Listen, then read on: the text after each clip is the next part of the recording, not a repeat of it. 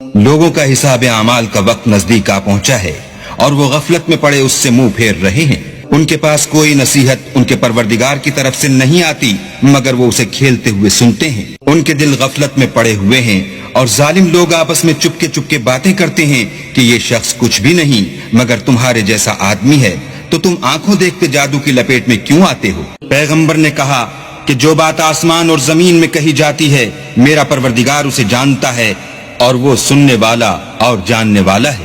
بلکہ ظالم کہنے لگے کہ یہ قرآن پریشان باتیں ہیں جو خواب میں دیکھ لی ہیں، نہیں بلکہ اس نے اس کو اپنی طرف سے بنا لیا ہے، نہیں بلکہ یہ شعر ہے جو اس شاعر کا نتیجہ تباہ ہے۔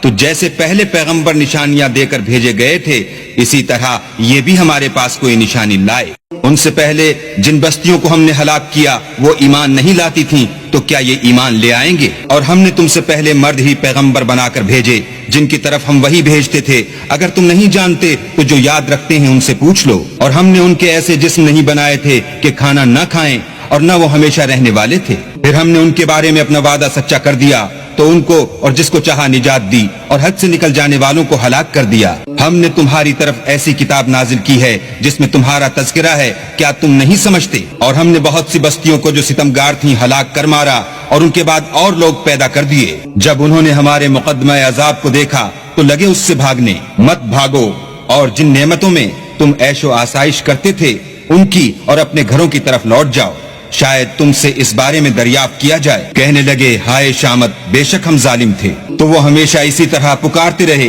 یہاں تک کہ ہم نے ان کو کھیتی کی طرح کاٹ کر اور آگ کی طرح بجھا کر ڈھیر کر دیا۔ اور ہم نے آسمان اور زمین کو اور جو مخلوقات ان دونوں کے درمیان ہے اس کو لہو و لعب کے لیے پیدا نہیں کیا۔ اگر ہم چاہتے کہ کھیل کی چیزیں یعنی زن و فرزند بنائیں تو اگر ہم کو کرنا ہی ہوتا تو ہم اپنے پاس سے بنا لیتے، نہیں بلکہ ہم سچ کو جھوٹ پر کھینچ مارتے ہیں تو وہ اس کا سر توڑ دیتا ہے اور جھوٹ اسی وقت نابود ہو جاتا ہے، اور جو باتیں تم بناتے ہو ان سے تمہاری ہی خرابی ہے۔ اور جو لوگ آسمانوں میں اور جو زمین میں ہیں سب اسی کے مملوک اور اسی کا مال ہیں، اور جو فرشتے اس کے پاس ہیں وہ اس کی عبادت سے نہ کنتاتے ہیں اور نہ اکتاتے ہیں، رات دن اسی کی تسبیح کرتے رہتے ہیں، نہ تھکتے ہیں نہ تھمتے ہیں۔ بھلا لوگوں نے جو زمین کی چیزوں سے بعض کو معبود بنا لیا ہے تو کیا وہ ان کو مرنے کے بعد اٹھا کھڑا کریں گے؟ اگر آسمان اور زمین میں اللہ کے سوا اور معبود ہوتے تو زمین و آسمان درہم برہم ہو جاتے۔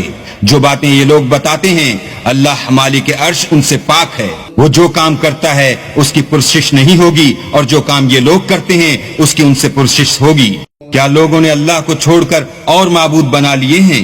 کہہ دو کہ اس بات پر اپنی دلیل پیش کرو، یہ میری اور میرے ساتھ والوں کی کتاب بھی ہے اور جو مجھ سے پہلے پیغمبر ہوئے ہیں ان کی کتابیں بھی ہیں، بلکہ بات یہ ہے کہ ان میں اکثر حق بات کو نہیں جانتے اور اس لیے اس سے منہ پھیر لیتے ہیں۔ اور جو پیغمبر ہم نے تم سے پہلے بھیجے ان کی طرف یہی وحی بھیجی کہ میرے سوا کوئی معبود نہیں تو میری ہی عبادت کرو، اور کہتے ہیں کہ اللہ بیٹا رکھتا ہے، وہ پاک ہے، اس کے نہ بیٹا ہے نہ بیٹی، بلکہ جن کو یہ لوگ اس کے بیٹے بیٹیاں سمجھتے ہیں وہ اس کے عزت والے بندے ہیں، اس کے آگے بڑھ کر بول نہیں سکتے اور اس کے حکم پر عمل کرتے ہیں۔ جو کچھ ان کے آگے ہو چکا ہے اور جو پیچھے ہوگا وہ سب سے واقف ہے، اور وہ اس کے پاس کسی کی سفارش نہیں کر سکتے مگر اس شخص کی جس سے اللہ خوش ہو، اور وہ اس کی ہیبت سے ڈرتے رہتے ہیں۔ اور جو شخص ان میں سے یہ کہے کہ اللہ کے سوا میں معبود ہوں تو اسے ہم دوزخ کی سزا دیں گے، اور ظالموں کو ہم ایسی ہی سزا دیا کرتے ہیں۔ کیا کافروں نے نہیں دیکھا کہ آسمان اور زمین دونوں ملے ہوئے تھے